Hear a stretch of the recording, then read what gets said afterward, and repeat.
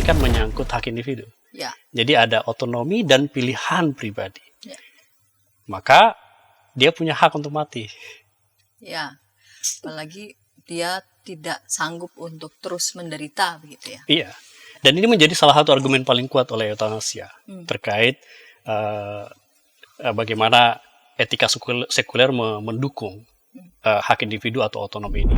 Saya mendampingi orang yang sudah sakit-sakitan. Saya nggak sakit. Tapi ada di dalam diri saya mengalami perubahan. Perspektif dalam melihat apa arti dan makna hidup ini kalau begitu. Dan mengekspresikan kasih sayang. Betul. Itu juga harus diberi ruang gitu kan. Iya. Iya, karena kehidupan bukan cuma soal hak individu tapi sebagai bagian dari komunal. Bagian dari komunal. Iya. Iya, iya. Ketika dokter sudah angkat tangan, udah nggak tahu nih mau diapain. Apakah kita akan memasukkan itu kategori eutanasia atau tidak? Oke. Karena di atas kan kita sudah melihat ada jenis-jenisnya. Ya. Oke, ada voluntary, involuntary, kemudian metodenya ada yang aktif, ada yang pasif. Apakah kita akan memasukkan itu pasif gitu?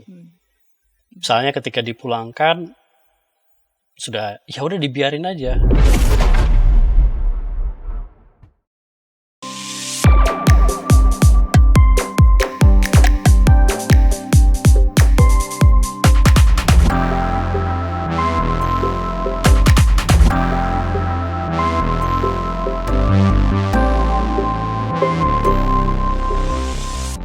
Sahabat YKB, kita jumpa kembali dalam program Warteg RI, Warung Teologi dan Refleksi Iman. Program ini diselenggarakan sebagai media sarana bagi kita mempercakapkan isu-isu yang sedang mengemuka di tengah publik ataupun juga beberapa diskusi teologi ataupun pengajaran gereja, dan kita memperbincangkannya, mempercakapkannya dalam perspektif iman Kristen. Dengan demikian harapannya kita dapat memberikan tanggapan ataupun respons yang pas memang ya, sesuai dengan konteks kita di tengah-tengah bangsa di Indonesia. Nah sahabat YKB, pada episode kali ini tayang di Jumat kelima, program Warteg RI terselenggara juga dengan kerjasama dengan Universitas Kristen Krida Wacana. Sahabat, pada Januari beberapa bulan yang lalu dengan narasumber Bapak Denny Boy, sahabat mungkin mengingat ya apa yang kami percakapkan, kami diskusikan dalam program Warteg RI ini, yaitu tantangan bioetika Kristen di Indonesia. Nah, episode kali ini katakanlah kita mau melanjutkan tentang topik itu, namun pada isu lebih spesifik ya. Kita hendak mempercakapkan eutanasia dalam perspektif bioetika Kristen pada episode ini. Ya, kita akan mempercakapkan eutanasia dalam perspektif bioetika Kristen. Dan yang akan menolong kita untuk mendiskusikan, mempercakapkan ini telah hadir di studio. Saya mau menyapa Bapak Yani Yeski Mokorowu, Sarjana Teologi, Magister Humaniora. Pak, ya, salam jumpa kembali. Salam jumpa Pendeta Stiani. Karena beberapa waktu yang lalu, tahun yang lalu ya, pernah juga di tahun program Krida Bagimu Negeri. Betul ya. Dan kali ini dalam program Warteg RI. Topik kita adalah eutanasia dalam perspektif bioetika Kristen. Bapak Yani Yeski Mokorowu sebagai Kepala Unit Pengembangan Spiritualitas Universitas Kristen Krida Wacana. Betul. Ya, baik Pak Yani, di episode ini, di segmen yang pertama ini saya mau mulai dengan, karena judul kita adalah eutanasia dalam perspektif bioetika Kristen, kita mau menyamakan dulu ini. Definisi, katakanlah begitu ya, eutanasia. Eutanasia ini apa sih, Pak Yani? Oke, baik Pendeta Stiani. Ini adalah satu topik yang sebenarnya sudah lama, tetapi di Indonesia memang mungkin di dalam kajian-kajian filsafat, etika, itu kita membahasnya, tapi tidak secara umum. Maka perlu saya juga menjelaskan apa itu eutanasia. Tentu terima kasih juga untuk waktu yang baik ini ya, karena ada kelanjutan ternyata dari episode sebelumnya. Betul. Nah, eutanasia itu kalau secara etimologi berasal dari dua kata Yunani, eu dan thanatos. Eu itu baik, thanatos itu kematian. Berarti secara harfiah dia berarti kematian yang baik. Kadangkala dalam bahasa Inggris disebut mercy killings, membunuh karena belas kasihan. Nah, dalam praktik medis dan etika, eutanasia mengacu pada tindakan mengakhiri kehidupan seseorang secara sengaja untuk mengurangi penderitaan. Paling tidak definisi itu kita sudah tangkap dulu. Lalu terdapat beberapa kategori penting terkait eutanasia. Yang pertama adalah voluntary euthanasia. Ini dilakukan atas dasar permintaan pasien. Pasien yang sudah menderita, dia merasa nggak ada guna lagi hidup. Maka dia secara eksplisit menyetujui tindakan untuk mengakhiri hidupnya. Saya nggak tahu di Indonesia ada nggak yang seperti ini. Yang kedua, non-voluntary euthanasia. Hal ini dilakukan ketika pasien tidak mampu memberikan persetujuan, misalnya dia sedang koma, udah nggak bisa apa-apa, lalu keluarga melihat, ini dia udah nggak bisa apa-apa, maka keluarga kemudian memutuskan udah stop tindakan paliatif. Maka ini bisa dikategorikan sebagai non-voluntary euthanasia. Lalu yang ketiga, involuntary euthanasia. Ini dilakukan tanpa izin dan bertentangan dengan keinginan pasien. Biasanya dianggap sebagai bentuk pembunuhan. Nah, siapa yang bisa melakukan ini? Nggak tahu. Bisa keluarga, bisa juga dokter atau tenaga medis. Jadi keputusan sepihak dari mereka. Lalu berdasarkan cara pelaksanaannya maka ada dua metode pelaksanaan. Yang pertama adalah ragamnya. Cara pelaksanaannya. Sekarang metode pelaksanaannya ada dua. Pertama adalah active euthanasia. Ini melibatkan tindakan langsung seperti pemberian suntikan mematikan. Ini aktif. Jadi secara aktif melakukan suatu tindakan untuk mengakhiri. Tetapi sudah disetujui dulu sama pasien. Lalu yang kedua adalah pasif euthanasia. Dengan cara tidak mengambil tindakan medis yang bisa memperpanjang hidup, seperti mencabut alat bantu hidup atau menghentikan pengobatan. Ada nggak di kita? Kayaknya ada ya.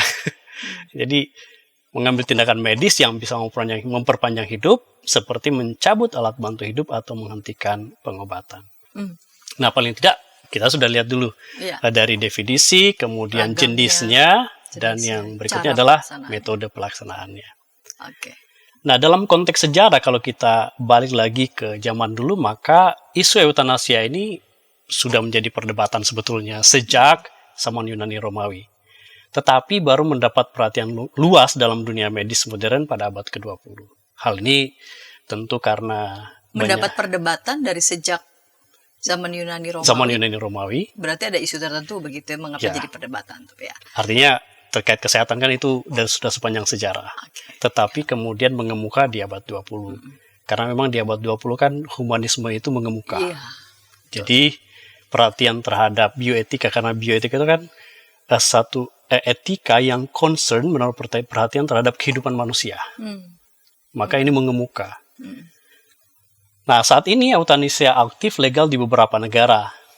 Jadi yang aktif nih, eutanasia aktif itu legal di Belanda, Belgia, Luxembourg, Kanada, dan beberapa negara bagian di Australia. Swiss membolehkan assisted suicide. Jadi mati dengan dibantu. Nah, itu masuk di involuntary euthanasia ataupun non-voluntary euthanasia.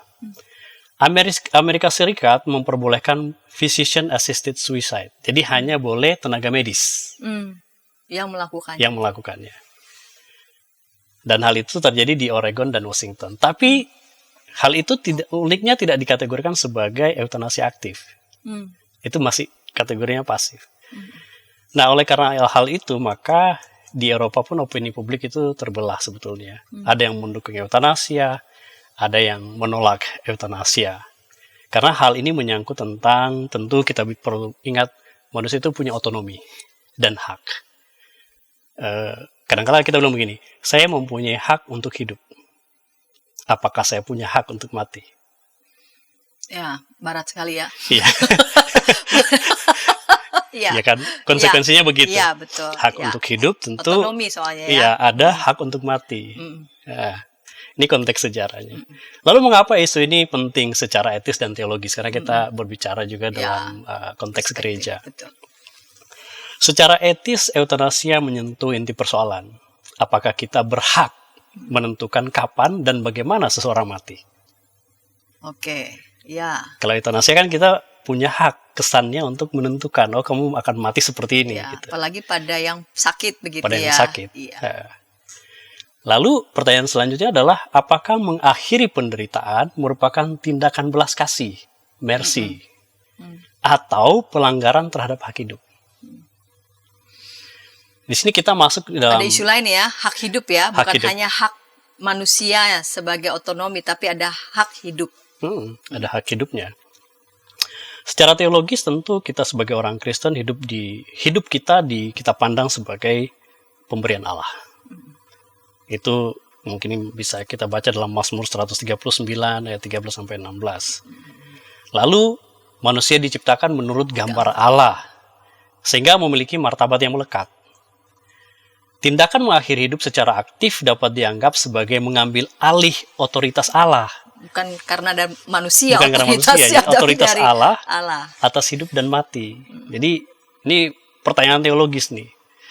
Akan tetapi selalu menarik dalam debat beberapa pandangan Kristen tentang belas kasihan, compassion terhadap penderitaan, maka ada yang menganggap, waduh, I cannot cure you. Saya tidak bisa menyembuhkanmu, tapi saya bisa mengakhiri penderitaanmu.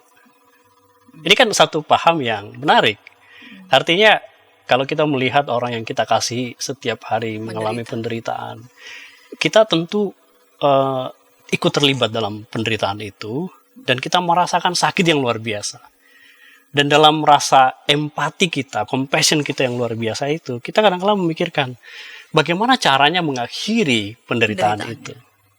Maka, kalau kita berpikir sederhana, eutanasia adalah salah satu pilihan. I cannot cure you, but I can stop your pain. Penderitaannya bisa diakhiri. Okay.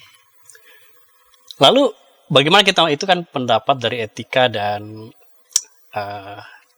teologis, tentu kita melihat dari perspektif Kristen.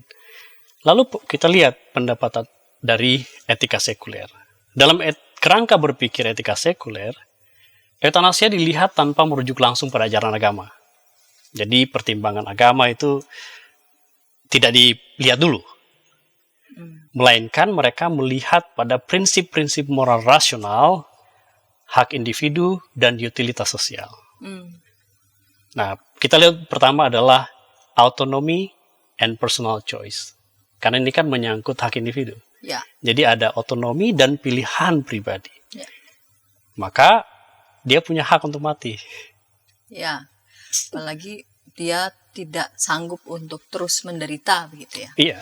Dan ini menjadi salah satu argumen paling kuat oleh eutanasia terkait bagaimana etika sekuler mendukung hak individu atau otonomi ini. Dalam personal choice ini, setiap orang memiliki hak untuk mengambil keputusan menyangkut hidupnya sendiri, termasuk kapan dan bagaimana ia ingin meninggal. Dalam perspektif ini, menolak eutanasia dianggap sebagai pelanggaran terhadap kebebasan individu. Kalau itu sudah diatur seperti di Belanda, Belgia, Luxembourg, maka opsi eutanasia ketika keluarga misalnya melarang, maka itu pelanggaran terhadap hak individu. Ya, ya. Kalau lihat dari perspektif itu ya, ya. Apalagi sudah diizinkan begitu secara undang-undang. Yang kedua, relief from unbearable suffering. Jadi membebaskan dari penderitaan yang tidak sanggup lagi. Ini menyangkut compassion. Jadi etika sekuler itu melihat compassion dari perspektif ini.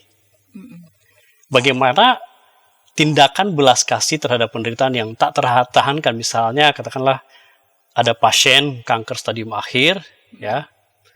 Jika tidak ada harapan untuk kesembuhan, maka membiarkan seseorang terus hidup dalam penderitaan setiap hari, setiap menit, setiap detik dianggap sebagai tindakan yang kejam dan tidak manusiawi. Okay. Maka ungkapan tadi yang saya bilang tadi di awal, ungkapan yang sering dipakai yaitu I cannot cure you, but I can stop your pain. Ini semacam adagium andalan lah. Lalu yang ketiga, pandangan utilitarian. Nah, dalam kerangka utilitarisme tentu kita melihat pada manfaat. Keputusan etis ditentukan oleh hasil terbaik bagi jumlah orang terbanyak. Dari sudut pandang ini, mempertahankan hidup pasien yang tidak memiliki harapan sembuh dapat menghambat penggunaan sumber daya medis yang terbatas. Artinya kalau sudah tahu, misalnya pertimbangannya 60% dia udah pasti mati. Kalaupun dia sembuh, dia akan menjalani hanya 30% kehidupannya. Asas manfaat nih yang dipertimbangkan. Maka, ya, kalau misalnya sudah 70% dia akan mati, ngapain lagi? Sumber daya medis itu dipakai untuk orang itu. Padahal bisa dipakai untuk orang lain yang mempunyai persentase hidup lebih baik. Lihat dari asas manfaat ya. Iya. Baik, Pak Yani, kita akan lanjutkan nih nanti di segmen yang kedua. Pak Yani tadi di awal sudah menjelaskan definisinya, ragam eutanasia, bagaimana itu dilaksanakan, lalu kemudian pandangan etis dan teologis, bagaimana sekuler itu melihatnya, lalu kemudian bagaimana ini dilihat, ditanggapi. Karena tidak semua setuju, ada juga yang menentangnya. Tentu. Dan prinsip-prinsip kekristenan kita akan ulas segmen kedua, namun sebelumnya kita dengarkan pesan-pesan berikut ini. Hai kiddos. Ku datang dan Inci, betul. Kodok lumpuh dan ayam buta. Kiddy time.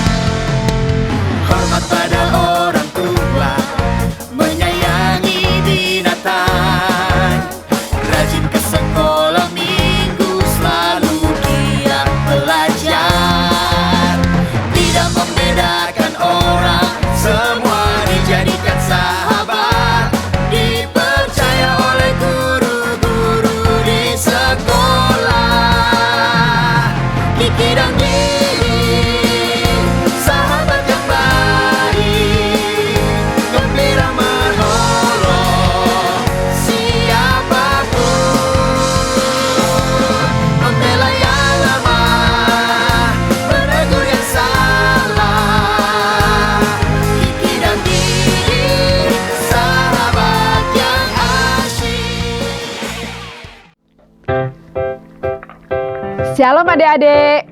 Hari ini Kepik berkeliling dari desa ke desa. Kepik pengen ke rumah Pak Tani. Coba, ada yang tahu nggak di rumah Pak Tani ada apa saja? Ayo coba tebak. Apa coba? Betul, ada sapi. Mo. Mereka sekarang rukun dan jalan bersama-sama pulang ke rumah Pak Tani. Kak Iklin, tapi sebelum tidur aku mau dengar dongeng dulu. Katanya tadi sudah ngantuk. Pokoknya aku mau dengar dongeng dulu, kakak. Jadi panggung nih. Kayak cerita ya, siap? Ayam buta hanya bisa mendengar suara orang berseru-seru sambil berlari. Lari, kebakaran. Sekarang kodok lumpuh itu bebas berada di atas punggung semua ayam. Kemanapun dia mau pergi, ayam-ayam siap membawanya dengan senang hati.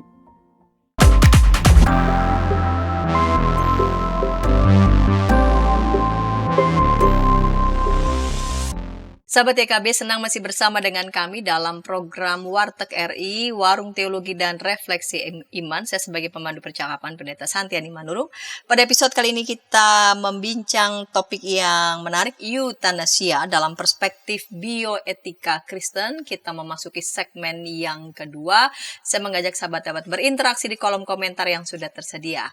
Kita lanjut segmen kedua ini dengan narasumber Bapak Yani Yeski Mokorowu, Sarjana Teologi Magister Humaniora sebagai dosen dan Kepala Unit Pengembangan Spiritualitas Universitas Kristen Krida Wacana. Baik, Pak Yani, kita lanjut segmen kedua ini. Tidak semua kan yang menerima ya? Ya, tentu Ya. tidak. Nah, yang menolak, argumen-argumen apa saja yang mereka mereka sampaikan, yang mereka ajukan Iya. dalam rangka mereka meragukan bahkan menentang eutanasia. Baik. Jadi tadi kita sudah melihat 3 argumen penting dari supporter pendukung eutanasia yang melihat pada prinsip-prinsip moral rasional, hak individu dan asas manfaat. Nah, kita melihat argumen menentang eutanasia terkait 3 hal itu. Yang pertama adalah ada yang disebut slippery slope. Jadi ini logika yang kalau bahasa Indonesia kemiringan licin ya, agak unik ya. Tapi bagaimana itu? Nah, jadi begini, argumen ini menyatakan bahwa jika eutanasia dilegalkan, akan sulit membatasi batasannya.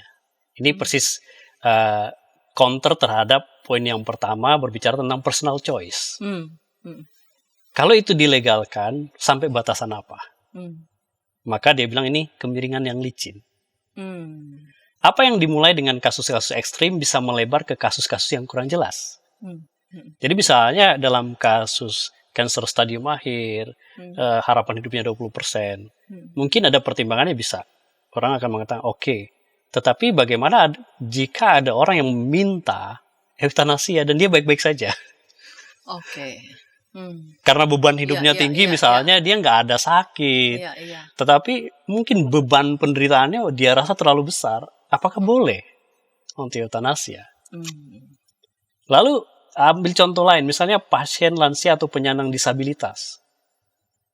Mereka harapan hidupnya masih tinggi. Apakah bisa dipaksa secara halus untuk mengakhiri hidup agar tidak menjadi beban keluarga atau sistem dalam masyarakat? Misalnya sistem pendukung sosial. Betul. Misalnya. Nah, ini pertama. Yang kedua, kita melihat bahwa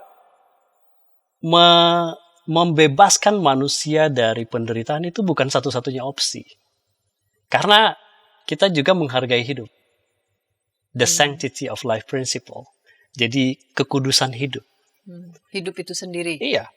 Meskipun ini kadang dihubungkan dengan agama, tapi dalam etika sekuler prinsip ini tetap bisa dipakai sebagai nilai moral universal. Bahwa kehidupan manusia memiliki nilai intrinsik dan tidak boleh diakhiri secara sengaja. Terlepas dari kondisinya. Kenapa? Hal ini karena ketika berbicara tentang hidup, kita berbicara tentang manusia, maka kita berbicara tentang harkat dan martabat.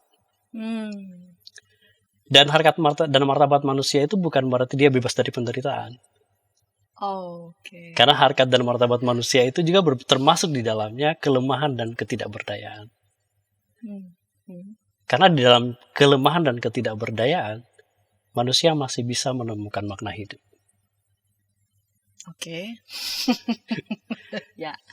Lalu yang ketiga, resiko kesalahan diagnosis atau terapi alternatif.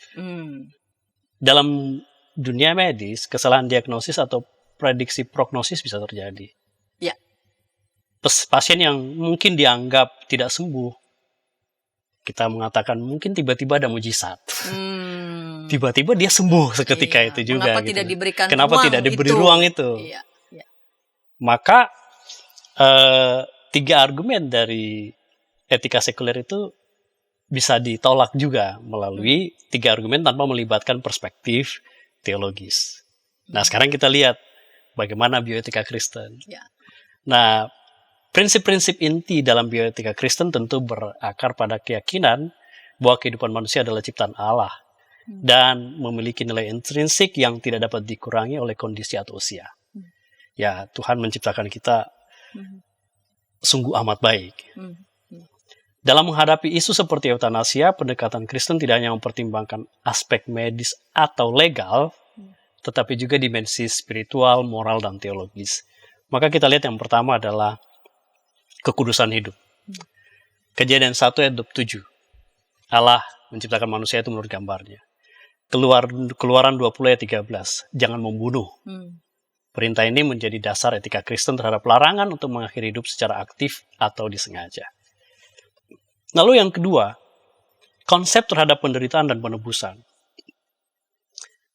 Penderitaan menghasilkan ketekunan, karakter, dan pengharapan. Roma 5 ayat 3-5. Jadi dalam perspektif Kristen, penderitaan bukanlah suatu yang semata-mata harus dihindari. Tetapi dapat memiliki makna redemptif. Kan ada orang yang dalam penderitaan setia gitu. Ya. Setia dalam penderitaan. Dan bagi dia ini adalah salibnya. Lalu yang kedua, 2 Korintus 12 ayat 9 mengatakan begini. Cukuplah kasih karuniaku bagimu. Sebab justru dalam kelemahanlah kuasaku menjadi sempurna. Kan ini membicarakan sesuatu yang penting, menggemakan sesuatu yang penting dalam perspektif Kristen. Justru dalam kelemahan itu, orang Kristen memaknai, dalam kelemahan itu saya berjumpa sungguh-sungguh dengan Tuhan. Ya, soal value dia. Iya, value. Ayat ini menunjukkan bahwa kelemahan dan penderitaan bisa menjadi tempat perjumpaan. Dan di situ anugerah Allah terasa sempurna. Lalu yang ketiga adalah penata layanan tubuh. 1 Korintus 6 ayat 19-20 mengatakan tubuhmu adalah bait Roh Kudus. Kamu telah dibeli dan harganya telah lunas dibayar. Hidup bukan milik pribadi. Ini kalau tadi menyangkut penderitaan dan penebusan, sekarang kita melihat hidup. Hidup bukanlah milik pribadi kita. Tetapi hidup kita adalah titipan dari Allah. Karena itu kita dipanggil untuk merawat, menata layan. Bukan mengakhiri hidup yang dipercayakan. Katakanlah tinggal 10% harapan hidupnya. Allah kita adalah Allah yang hidup. Dan Allah yang hidup itu memperjuangkan kehidupan. Jadi 10% pun diperjuangkan. Oke. Bukan. Jadi nggak lihat dari kuantitasnya seperti asas manfaat tadi. Justru yang mau dilihat di sini adalah Allah adalah Allah yang hidup. Dan kita umatnya adalah umat yang memperjuangkan kehidupan. Inilah nilai dari bioetika. Satu etika yang memperjuangkan tentang hidup. Dan bioetika Kristen juga. Ya. Nah, dalam konsep teologis tentu kita melihat pertama kekudusan hidup. Manusia adalah kudus karena diberikan oleh Allah. Nilai ini melekat. Bukan pada produktivitas atau kualitas. Tetapi karena asal-usul ilahi.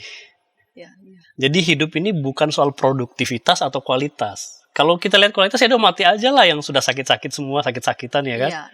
Tetapi bukan karena itu. Tapi kita melihat pada asal-usul ilahi. Allah menghembuskan nafasnya. Dan di dalam diri kita ada nafas ilahi. Maka mengakhiri hidup secara aktif dianggap sebagai pelanggaran terhadap otoritas Allah atas hidup dan mati manusia. Dengan kata lain mengatakan begini, kalau kita melakukan eutanasia secara aktif, maka kita mengambil otoritas Allah itu. Yang kedua, penderitaan dan belas kasihan. Kekristenan tidak mengabaikan penderitaan. Kita sangat concern, sangat menaruh perhatian terhadap penderitaan. Kenapa? Karena Yesus sendiri mengalami penderitaan mendalam. Oleh karena itu, orang Kristen dipanggil untuk menunjukkan belas kasihan kepada mereka yang menderita. Namun belas kasihan Kristen tidak berarti membenarkan tindakan mengakhiri hidup. Melainkan hadir dan mendampingi dalam kasih. Ini tindakan paliatif ke depan. Lalu yang ketiga, merawatnya itu ya. Yang ketiga adalah aspek moralitas. Perbedaan penting antara membiarkan kematian alami seperti melalui perawatan paliatif dan secara aktif menyebabkan kematian, ini hal yang penting diperhatikan oleh bioetika Kristen. Bagi bioetika Kristen, palliative care dianggap etis jika niatnya adalah membiarkan proses alami kematian berlangsung tanpa memperpanjang penderitaan secara artifisial. Lalu, Eutanasia aktif akhirnya dianggap tidak etis karena ada niat. Mm. Jadi ada niat dari awal ya. awal Mm-mm. dan tindakan langsung untuk mengakhiri hidup. Mm. Maka kita masuk kepada bagian di mana bagaimana kalau begitu tanggapan Kristen terhadap eutanasia. Mm. Respon orang Kristen terhadap eutanasia secara umum menolak praktek eutanasia aktif Aktif ya. dan assisted suicide. Itu ditolak. Namun memberikan dukungan kuat terhadap pendekatan perawatan paliatif yang menghormati martabat manusia hingga akhir hayatnya. Kan kadang-kala gini, sudah nggak ada obat. Mm-mm. Tetapi pendampingan itu jalan terus. Mm. Ya. Jalan terus. Jadi orang yang sedang sakit itu dia betul-betul didampingi. Ya. Dia sudah tahu, dia juga sudah tahu tidak ada lagi opsi untuk itu. Tetapi proses pendampingan paliatif ini membuka ruang Ya. bagi orang itu untuk melihat secara baru Mm. jalan menuju kematian. Mm. Mm-mm. Mm. Bisa jadi dalam proses itu dia akhirnya bukan takut mati lagi, Mhm. tetapi dia merengkuh kematian Mm. sebagai bagian dari eksistensi hidupnya. Iya, iya, iya. Dan kita menghargai keberadaannya sebagai manusia, begitu ya. Betul. Sekalipun dalam keadaan yang sangat menderita, Iya. tapi dia masih punya hak untuk tetap, ya hidupnya tidak dibiarkan begitu Tidak dibiarkan saja. begitu saja. Hmm. Dan bisa juga kan yang mendampinginya juga mengalami perubahan. Mhm. Artinya kan saya mendampingi orang yang sudah sakit-sakitan. Hmm. Saya nggak sakit. Mhm. Tapi ada di dalam diri saya mengalami perubahan. Iya. Perspektif dalam melihat apa arti dan makna hidup ini Hidup kalau ini. begitu. Dan mengekspresikan kasih sayang, Betul. itu juga harus diberi ruang gitu kan. Iya. Iya, karena kehidupan bukan cuma soal hak individu, tapi sebagai bagian dari komunal. Bagian dari kenal. Iya. Iya, iya. Yang kedua, mendukung perawatan paliatif dan hospice. Hospice itu perawatan pasien terminal stadium akhir, di mana pengobatan terhadap penyakitnya tidak diperlukan lagi, atau dokter sudah angkat tangan. Itu tadi. Hmm. Nah, gereja Kristen secara luas mendukung perawatan paliatif sebagai alternatif yang manusiawi dan bermartabat. Hmm. Alih-alih memilih eutanasia. Yang pertama, alasan mengapa itu yang dipilih, Hmm. fokus utama adalah pada pengelolaan rasa sakit. Hmm. Dukungan emosional dan pendampingan spiritual, bukan mempercepat kematian. Itu yang kedua. Yang pertama, Yang kedua, prinsip utama dalam perawatan paliatif ini adalah kita percaya ada yang disebut dying with dignity. Ya, Kita mau mati dengan martabat. martabat, dengan kehormatan. Ya. Mempercepat kematian rasanya bukan opsi ketika kita melihat kematian dalam perspektif Hmm. bagian yang menyangkut harkat dan martabat manusia. Tetapi dying with dignity ini menggiring kita untuk bisa menjalani proses akhir hidup dengan kasih, dengan damai, dan dengan pendampingan orang-orang yang ada di sekitar. Ya. Ya. Ya. Yang ketiga, banyak lembaga Kristen terlibat aktif dalam pengembangan hospice dan layanan paliatif di seluruh dunia. Karena mereka percaya bahwa kami sungguh-sungguh menghargai kehidupan sebagai anugerah dari Tuhan. Hmm. Nah, di sini ada pengecualian sebetulnya. Ada yang disebut debat etis tentang double effect. Ada dua efek kan terkait eutanasia. Kan kita sudah lihat ada efeknya bagus, ada efeknya negatif. Nah, beberapa teolog Kristen mengangkat prinsip double effect dalam situasi sukar atau sulit untuk menentukan satu keputusan yang sepakat. Dalam debat ini, prinsip yang diangkat adalah ada upaya mengurangi rasa sakit, dan di situ apakah mengurangi rasa sakit itu mempercepat atau memperlambat kematian. Misalnya begini, pemberian morfin dosis tinggi untuk mengurangi penderitaan akut. Penderitaan yang akut dikasih morfin, bagus nggak? Oke, sakitnya hilang. Tapi dampak morfinnya akan membunuhnya juga. Itu double effect-nya. Oke. Maka prinsip yang digunakan dalam konteks etika medis ini sudah ada yang terima di dalam gereja-gereja, ada juga yang menolak. masih terpecah memang. Hmm. Hal ini menunjukkan bahwa sikap orang Kristen terhadap eutanasia itu ada nuansanya juga. ada keberagaman. Tetapi dua-duanya sih sebetulnya tegas mau mempertahankan nilai kehidupan. Tetapi bukan hanya nilai kehidupan, mereka juga terus mengedepankan belas kasih dan martabat manusia. Baik Pak Yani. Bagaimana dengan kita akan mau dengar juga gitu ya beberapa studi kasus Betul. yang akan Pak Yani sampaikan. Kita akan ulas segmen ketiga, namun sebelumnya kita dengarkan pesan-pesan berikut ini. Hai Kidos. Ku datang dan Inci, betul. Kodok lumpuh dan ayam buta. Kiddy Time.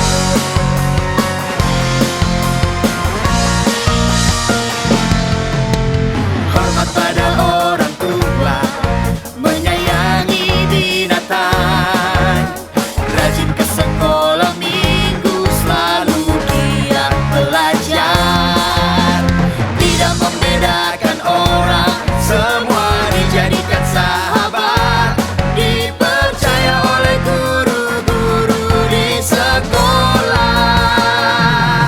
Kiki dan Didi, sahabat yang baik, gembira menolong siapapun, membela yang lemah, menegur yang salah. Kiki dan Didi, sahabat yang asyik. Shalom adik-adik. Hari ini Kepik berkeliling dari desa ke desa. Kepik pengen ke rumah Pak Tani. Coba, ada yang tahu nggak di rumah Pak Tani ada apa saja? Ayo coba tebak. Apa coba?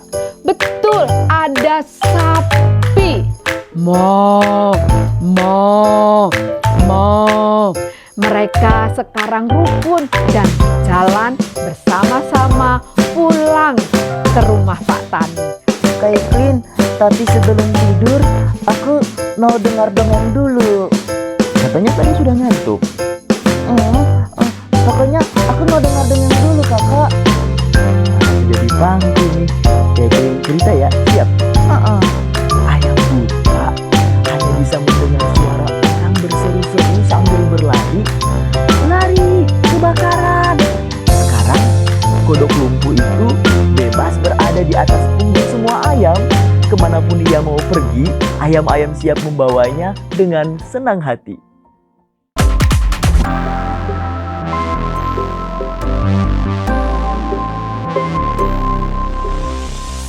Sahabat EKB, senang masih bersama dengan kami dalam program Warteg RI, Warung Teologi dan Refleksi Iman. Saya sebagai pemandu percakapan, Pendeta Santiani Manurung. Pada episode kali ini kita membincang tentang eutanasia dalam perspektif bioetika Kristen. Kita memasuki segmen ketiga, segmen penutup. Saya mengajak sahabat-sahabat berinteraksi di kolom komentar yang sudah tersedia bersama dengan Bapak Yani Yeski Mokorobu, Sarjana Teologi, Magister Humaniora sebagai dosen dan Kepala Unit Pengembangan Spiritualitas Universitas Kristen Krida Wacana. Baik Pak Yani, kita lanjut segmen ketiga dan segmen penutup ini. Baik. Pak Yani bisa menceritakan beberapa studi kasus berkaitan dengan eutanasia. Oh, tentu. Jadi kita akan melihat di Indonesia memang tidak ada contohnya karena Ya. sekali ada contohnya keluar, maka ini kan jadi perdebatan yang luar biasa. Tentu studi kasus ini berangkat dari konteks luar negeri. Ya. Nah, tentu studi kasus ini diharapkan bisa memberikan konteks konkret terkait debat etis dan teologis mengenai eutanasia. Yang pertama kita lihat adalah kasus Terry Schiavo case.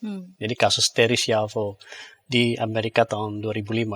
Terry Schiavo adalah seorang wanita muda di Florida yang mengalami persistent vegetative state, sudah nggak bisa apa-apa. Sejak tahun 1990. Jadi kalau dihitung 1990 ke 2005, ada 15 tahun. Akibat serangan jantung. Suaminya Michael Schiavo mengajukan permintaan hukum untuk mencabut alat bantu makan dengan alasan bahwa Terry tidak ingin hidup dalam kondisi seperti itu. Pihak rumah sakit tentu meresponi itu. Tapi dalam keluarganya sendiri, orang tuanya menentang keras permintaan itu dan percaya bahwa Terry masih menunjukkan respons minimal dan bisa pulih. Jadi ada harapan di sini. Ya. Kira-kira kita mau pilih yang mana? Apakah akan setuju dengan eutanasia atau tidak? Terry sendiri sudah bilang boleh. Nah, kalau mungkin kasus ini juga mendapat perhatian nasional ya, melibatkan pengadilan, politisi, dan gereja-gereja termasuk di dalamnya. Itu kasus Terry Schiavo. Nah, pelajaran apa yang kita bisa ambil dari kasus ini? Di sini kita melihat bahwa ada kompleksitas antara membiarkan mati dan membunuh. Ada perbedaan yang sungguh-sungguh partikular di sini. Membiarkan mati dan membunuh. Nah, kita bisa memikirkan itu bedanya. Lalu, kita juga berhadapan dengan, dalam kasus ini, kita bisa memikirkan kapan intervensi medis menjadi tidak lagi proporsional. Kita harus menentukan, siapa yang bisa menentukan itu? Bahwa intervensi medis ini sudah nggak layak lagi. Di sini kita mengalami situasi kita blank. Ada dua orang. Satu dihadapkan pada kondisinya 70% dia akan mati, 30% harapan hidup. 80% tindakan yang sama. Akan yang mana akan merespon dengan baik. Kita nggak tahu. Lalu dalam kasus ini maka diharapkan adanya yang disebut advance directives. Jadi arahan lebih lanjut dan termasuk juga di dalamnya adalah komunikasi keluarga. Nah, keluarga itu kan ada banyak. Bisa jadi ayahnya setuju, ibunya enggak. Saudaranya yang satu setuju, saudara yang lain tidak. Iya. Maka ini akan perlu satu, boleh dibilang tindakan konseling yang lebih dalam ketika berhadapan dengan situasi ini. Dan kasus Terry Schiavo menunjukkan bahwa eutanasia itu bukan hal yang sesederhana yang dipikirkan. Lalu yang kedua, kita lihat di Belanda dan Belgia, di sana eutanasia sudah legal. Dan di sana kita berhadapan dengan mungkin orang gereja di sana bersuara enggak? Bersuara keras. Gereja memberikan kritik. Nah, kritik orang Kristen terhadap praktek eutanasia di Belanda, pertama yang mereka lihat adalah meluasnya kriteria. Kriteria yang boleh masuk dalam eutanasia. Misalnya kita mengatakan penyakit apa, stadium apa boleh masuk dalam kriteria boleh eutanasia. Kan kita harus buat kategorinya. Iya. Nah, yang terjadi awalnya penderitaan fisik berat, ya, kemudian melebar ke penderitaan eksistensial dan psikologis. Jadi orang yang mengalami stres berat, udah nggak kenal lagi suami, udah nggak kenal lagi keluarganya, atau suami udah nggak kenal lagi istri dan anak-anaknya. Ini dianggap sebagai penderitaan luar biasa. Maka apakah orang-orang seperti itu boleh dieutanasia? Termasuk kita di Indonesia, orang-orang gila boleh nggak dieutanasia? Karena itu kan menyangkut ya, atau demensia. Orang yang mengalami ya, dia lupa dirinya, dia lupa orang lain, bahkan yang paling dekat dan memang dengan sudah sampai dia. ke situ kan. Ya. Maka gereja mengkritisi kondisi ini sebagai bentuk pelanggaran terhadap nilai kehidupan. Artinya kalau kita menciptakan dunia tanpa rasa sakit, dunia tanpa orang yang mengalami penderitaan bagaimana itu. Dunia macam apa itu? Oke. Kritik gereja di Belanda dan Belgia yang kedua adalah, pertama yang tadi meluasnya kriteria, yang kedua ternyata eutanasia ini memberikan tekanan sosial yang tinggi terhadap lansia, orang cacat, dan orang-orang yang merasa menjadi beban bagi keluarga. Jadi meskipun dia sehat, tapi dia merasa dia menjadi beban keluarga. Ya. Ada orang yang mendaftar itu, saya eutanasi aja gitu, sudah jadi beban dunia gitu. Apakah itu juga diperbolehkan? itu diperbolehkan? Ya, jadi kategorinya jadi kok makin meluas. Makin begitu? meluas kriterianya. Lalu yang ketiga, Betul. ketakutan akan normalisasi budaya kematian. Ini sebenarnya yang sangat ditakuti. Jadi kematian, budaya mati itu, mau mati itu menjadi normal gitu loh. Oke. Kalau dulu kan memilih mati itu pilihan yang ekstrim. Iya. Sekarang kalau misalnya euthanasia dibolehkan, itu bukan lagi ekstrim. Jadi normal, sesuatu yang normal. Orang udah punya tekanan hidup yang tinggi, daripada bunuh diri, euthanasia deh. Ini kan kira-kira itu yang menjadi kritik dari gereja. Oleh karena itu, gereja-gereja di Belanda dan Belgia, baik Katolik maupun Protestan, sangat aktif menyuarakan alternatif seperti hospice dan pastoral care. Serta mengkritisi ketergantungan berlebihan pada hak individual tanpa mempertimbangkan relasi dan komunitas. Ya. Jadi otonomi tadi ternyata kalau diberikan secara tanpa batas itu berbahaya, karena otonomi kan selalu terlalu egois ya. Dia lupa relasinya dengan yang lain. Ya. Dia lupa dengan komunitasnya. Ya. Kan manusia itu bukan homogen kan. Ya. Ada banyak aspek dari Ya, dirinya. dia terkait dalam relasi dengan banyak. Iya. Misalnya saya mati, apakah ada dampak buat orang lain? Apakah ada dampak untuk lingkungan di mana saya tinggal? Apalagi itu terkait pilihan euthanasia. Apakah itu akan melahirkan goncangan dalam komunitas? Iya. Itu kan perlu dipikirkan. Ya ini oke, tapi keluarga merasa justru habis ini dia tambah, kita nggak tahu apa depresi atau apa begitu setelahnya begitu. Lalu ada beberapa testimoni dari keluarga, dokter, dan pasien Kristen ketika mereka berhadapan dengan situasi yang pelik seperti euthanasia ini. Ada satu keluarga mengatakan begini, mereka merasa sangat bersyukur karena bisa mendampingi orang yang mereka cintai hingga akhir hayatnya secara bermartabat melalui hospice care. Jadi sudah di stadium akhir, orang tua mereka sakit, Dan mereka dampingi terus-menerus sampai pergi. Bahkan perginya katanya itu menyenangkan. Sampai awalnya nggak siap, kemudian siap. Dan mereka semua dibentuk melalui proses itu. Ya. Ya, kita berbicara tentang the meaning of pain ya. Ya. Lalu ada seorang dokter Kristen mengatakan begini, banyak yang menyatakan konflik batin antara profesionalisme dan iman, terutama saat dihadapkan pada permintaan euthanasia.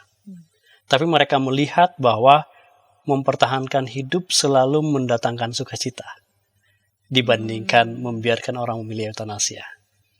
Ternyata di ujung kematian, mati dengan cara yang alami ya, itu lebih ada efek sukacitanya dibandingkan mati dengan cara pilihan itu. Ternyata ada bedanya efek itu. Lalu yang ketiga adalah pasien terminal. Beberapa mengubah pandangan mereka terhadap hidup dan mati setelah mendapat dukungan spiritual dan emosional yang memadai. Keinginan untuk mati kadang-kadang berakar pada ketakutan. Mereka bilang gitu. Jadi saya ingin mati karena saya takut. Saya kesepian dan saya kehilangan makna. Oleh karena itu memang sangat dibutuhkan pendampingan mungkin dari rohaniwan, dari konselor, kemudian dari orang-orang di sekitar, terkait orang-orang yang memang sudah berada di kondisi ya pasien-pasien terminal itu. Kehilangan arah. Karena kan penderitaan itu tidak bisa di-share ya. Penderitaan itu tidak bisa dibagikan. Dia mempunyai warna sendiri pada setiap orang. Maka melalui bagian ini kita diperlihatkan bahwa prinsip-prinsip etika Kristen berhadapan dengan euthanasia mengalami ujian yang sangat berat. Tetapi sebagai orang Kristen kita tentu memperjuangkan hidup. Maka respon Kristen terhadap eutanasia harus bersifat pastoral, Oke. kontekstual, dan penuh belas kasihan. Pastoral, kontekstual, dan penuh Penuh belas belas kasihan. kasihan. Iya, dari beberapa yang sudah Pak Yani sampaikan, hal apa saja yang masih bisa kita diskusikan, khususnya dalam konteks Indonesia?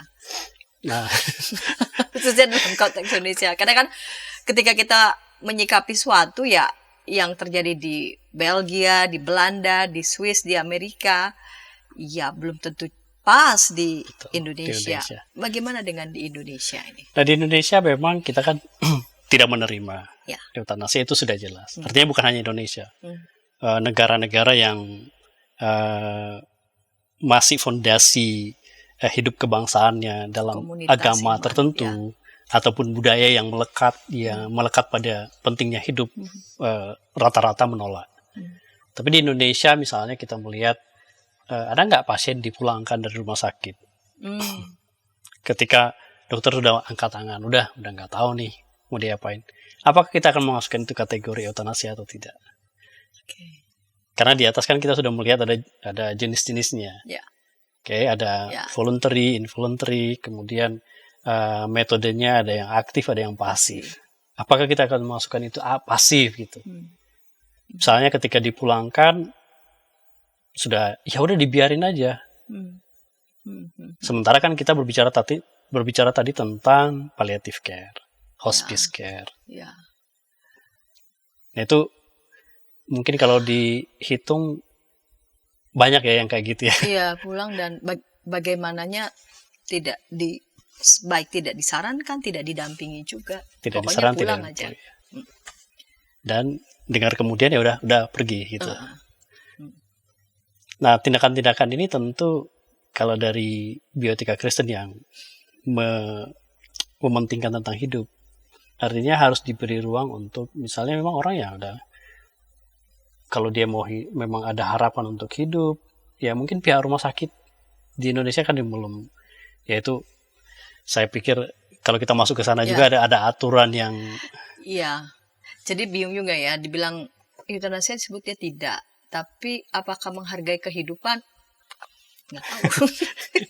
iya Masa sih dua-duanya aku jadi apakah menghargai Iya. kehidupan? Nggak juga, malah dibiarkan gitu ya. ya dalam masyarakat kan sering terjadi. Seringkali gitu ya. kan seperti itu begitu. Udah nggak ada jalan. Iya, udah nggak ada. Saya juga waktu di kampung ya, ada orang yang sudah tua tiba-tiba dipulangkan dari rumah sakit, bilangnya ya udah menyerah semua. Hmm, hmm. Entah itu karena bentuk biaya nggak ada, Macam-macam atau alat, alasannya. macam-macam alasannya. Tapi bagaimananya juga ya dibiarkan. Thierry Pemerintah Schiavo negara tadi, juga dibiarkan juga. Ya. contoh yang Thierry Schiavo tadi kan menarik. Tahun 90 dia kolaps, sampai 2005 itu masih terus disupport Negara. oleh negara. Oh, tapi ada batasnya. Batasnya negara Iya. masih bisa, tapi justru yang meminta adalah keluarga. Suaminya yang minta, tapi keluarganya tidak setuju. Negara terus support, tapi keluarga dalam hal ini Ada juga suaminya. kasus yang lain di Amerika yang terjadi adalah ada seorang adik dan kakak. Jadi tiga bersaudara yang kakaknya itu kena cancer stadium akhir karena X-ray. Lalu dua adiknya itu sudah diminta sama kakaknya yang sedang menderita, akhiri hidup saya. Yang tua, kakaknya yang yang lebih tua itu enggak. Yang muda Ya. diambil pistol, ditembak. Itu ada kasus yang seperti itu. Dan bagi dia ya itu permintaan saudaranya. Karena saudaranya mengatakan penderitaannya udah nggak tertahankan lagi. Kompleksitas hidup manusia. Baik, Pak Yani, ini diskusi yang menarik. Sepanjang abad kedepakan dari zaman secara sejarah, konteks sejarah ya. Kita tiba di penghujung nih di episode kali ini. Pak Yani bisa menyampaikan resum ataupun juga pesan khusus begitu ya berkaitan dengan isu ini secara khusus yang yang sedang saat ini ya, ada unit tertentu memang kan Iya. yang diolah, yang ditangani oleh Pak Yani maupun juga Pak Denny Boy untuk bagian urusan bioetika ini. Iya. Bagaimana tentang diskusi ini terus bergulir begitu? Mari Ya, Pak Yani. jadi kita harus melihat dari prinsip bioetika Kristen tentu berakar pada keyakinan bahwa yang pertama hidup adalah kudus. Karena berasal dari Allah dan diciptakan menurut gambarnya. Namun demikian, penderitaan tidak diabaikan. Kristus sendiri mengalami penderitaan dan umat Kristen dipanggil untuk hadir secara penuh dalam sikap yang penuh belas kasihan di tengah ragam penderitaan dunia. Maka eutanasia aktif tidak sejalan dengan keyakinan Kristen, tetapi mengabaikan penderitaan juga bukan pilihan etis. Maka tiba pada kesimpulan, isu eutanasia bukan hanya soal hukum atau medis, tetapi tentang bagaimana kita memaknai hidup, penderitaan, dan kematian. Etika Kristen memanggil kita bukan hanya untuk mempertahankan hidup, tetapi juga untuk mendampingi dengan kasih, berupaya mengurangi penderitaan, dan menjadi saksi harapan, bahkan di ujung kehidupan.